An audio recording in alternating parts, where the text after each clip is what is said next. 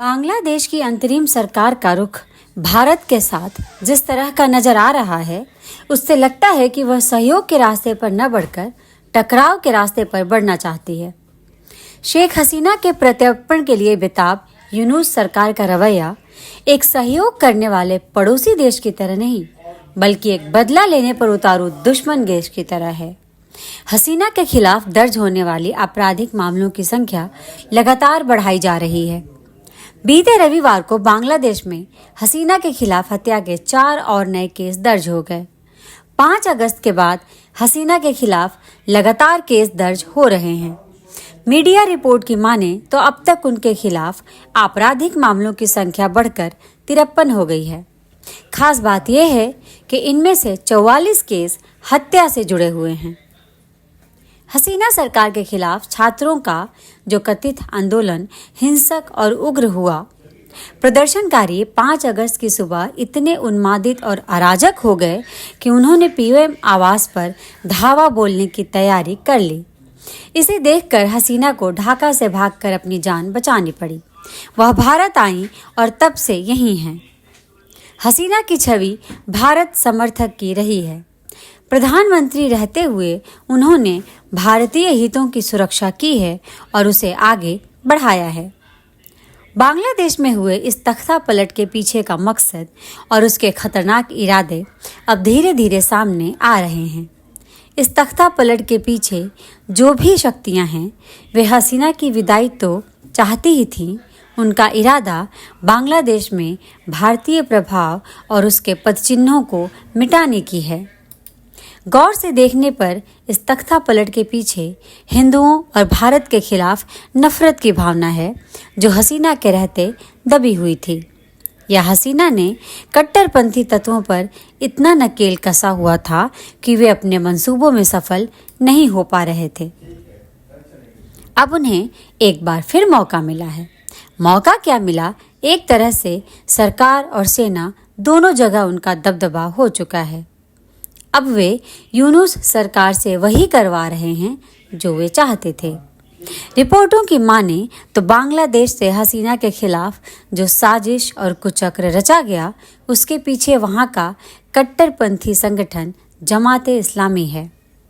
जमाते इस्लामी वही संगठन है जिसने 1971 की लड़ाई में पाकिस्तान की फौज का साथ दिया था। इस कट्टरपंथी संगठन ने बांग्लादेशी मुस्लिमों को मारने में पाकिस्तानी फौज की पूरी सहायता की थी। धीरे धीरे वहां के समाज में इसने भारत के खिलाफ नफरत का बीज बोया है। इसके प्रभाव वाले लोग बांग्लादेश की सेना सहित सरकारी प्रतिष्ठानों में अब सब जगह आ चुके हैं। हसीना के खिलाफ साजिश के पीछे केवल जमात नहीं, बल्कि पाकिस्तान की खुफिया एजेंसी आईएसआई भी है। जमात में इतना दम नहीं है कि वह केवल अपने दम पर एक सरकार का तख्ता पलट दे। इसे एक पूरी सोची समझी रणनीति और चाल के बाद अंजाम दिया गया। धरना प्रदर्शन और आंदोलन को आगे बढ़ाने के लिए पैसों की जरूरत होती है।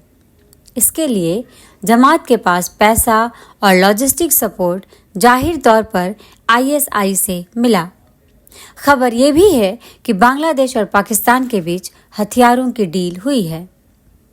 पाकिस्तान 3 फेज में बांग्लादेश को हथियार और गोला बारूद देगा। यह बांग्लादेश और पाकिस्तान के बीच नेक्सस का खुलासा करता है।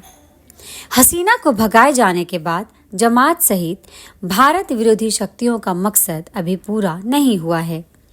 वे हसीना के पीछे हाथ धोकर पड़े हैं। इससे तो यही लगता है कि वे उन्हें वापस बुलाकर और फर्जी मुकदमा चलाकर फांसी पर लटकाना चाहते हैं। हसीना और भारत के खिलाफ उनका नफरती एजेंडा साथ साथ चल रहा है। 5 अगस्त के बाद बांग्लादेश में हिंदुओं के खिलाफ हिंसा का तांडव हुआ। मंदिरों और संपत्तियों में आग लगाई गई। 1971 युद्ध में भारतीय सेना का योगदान बताने वाले स्मारकों को तोड़ा गया। आईसीएसआर द्वारा बनाए गए सांस्कृतिक केंद्र में लूटपाट और आगजनी हुई। इन सभी घटनाओं को आपस में जोड़कर देखने पर यही संकेत मिलता है कि भारत के खिलाफ बांग्लादेश में एक बड़ी साजिश रची गई है। कुचक्र और बदला लेने के टूल किट के हिसाब से वहां पर चीजें हो रही हैं। मोहम्मद यूनुस, जो कि अंतरिम सरकार के मुखिया हैं, लगता है वह भी दबाव में हैं। यूनुस के फैसलों के पीछे कोई और दिमाग काम कर रहा है। यूनुस उतना ही और वही कह और कर रहे हैं जितना कि उनसे कहने और करने के लिए कहा जा रहा है। अंतरिम सरकार चलाने के लिए सेना ने उन्हें चुना है। जाहिर है कि यूनुस का चुनाव कुछ शर्तों पर हुआ होगा। इनमें से एक शर्त यह भी होगी कि भारत बांग्लादेश के रिश्ते को सामान्य नहीं होने देना है। नफरत, संदेह का माहौल और चिंगारी हमेशा भड़का कर रखना है।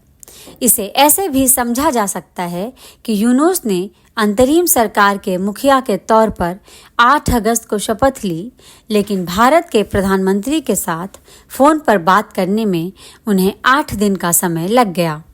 वह भी तब जब प्रधानमंत्री मोदी ने 15 अगस्त को लाल किले की प्राचीर से हिंदुओं की सुरक्षा और बांग्लादेश की समृद्धि में भारत के सहयोग पर बयान दिया। मेरे प्यारे देशवासियों, बांग्लादेश में जो कुछ भी हुआ है उसको लेकर पड़ोसी देश के नाते चिंता होना, मैं इसको समझ सकता हूं। मैं आशा करता हूं कि वहां पर हालात जल्द ही सामान्य होंगे।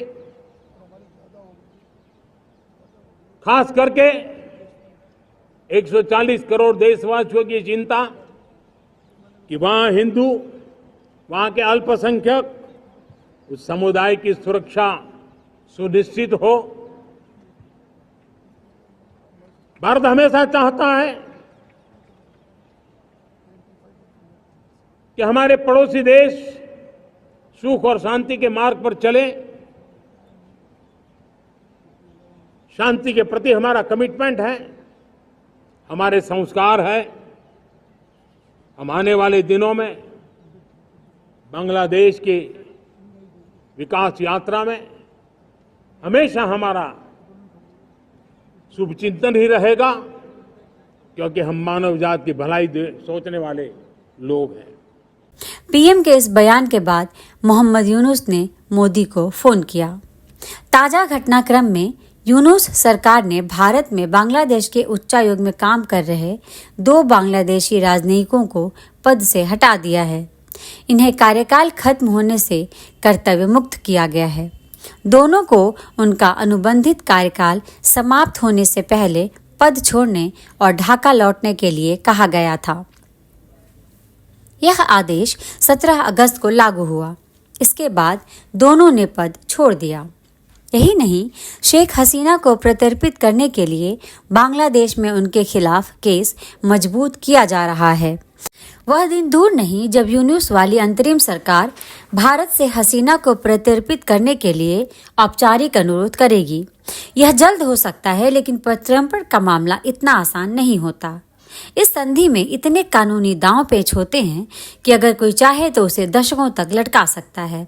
बहरहाल, बांग्लादेश की हरकतों और उसके नापाक मंसूबों पर भारत को अब हमेशा सतर्क रहना होगा, क्योंकि इस पड़ोसी देश की कमान ऐसे लोगों के हाथ में चली गई है जिनका मकसद भारत को अस्थिर करना और उसे हर तरीके से नुकसान पहुंचाना है। हमारे इस वीडियो को लाइक, शेयर और चैनल को सब्सक्राइब जरूर करें। धन्यवाद।